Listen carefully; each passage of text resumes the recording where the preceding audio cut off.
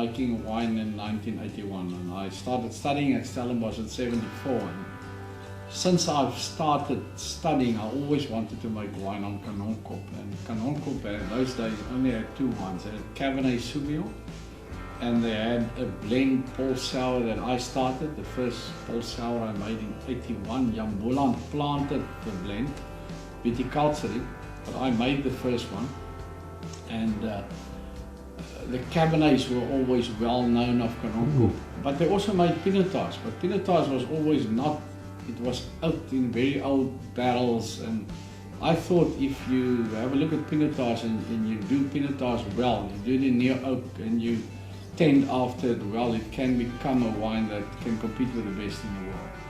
And I think it was sort of a black sheep. If you go through the whole history of Pinotage, you'll see there were certain stages when the name Pinotage couldn't be mentioned. People drank it, but when you mentioned Pinotage, it was sort of a swear word. And that also intrigued me. Why this black sheep of our industry that, you know, was our only commercial available variety. Oh, Beyers is the king of Beyers is the king of Pinotage. So, this is his palace.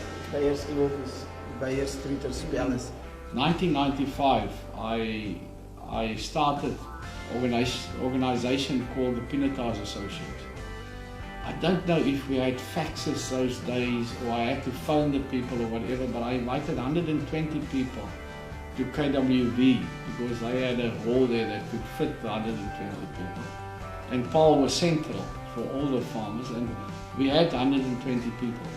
We started the association, and in 1997 it started, and there's three pillars of it. One is experimentation, because I mean whatever happens, experimentation will be. The next one is dissemination of knowledge, so that what the old guys have done and all the faults they made, the youngsters could learn and they could start on a higher level. And then also marketing, and you know, we do the APSA Top 10 competition, we do a Cape Blend competition, that's a Pinotage based competition, and that together with a lot of other factors, there was a lot of changes in the industry as far as viticulture is concerned. Pinotage viticulture, we've got guidelines for how to grow. Yeah, it's best Pinotage that we have at the moment to offer. It's the Pinotage Reserve. We are known for this Pinotage. It goes for 6 months in stainless steel tanks.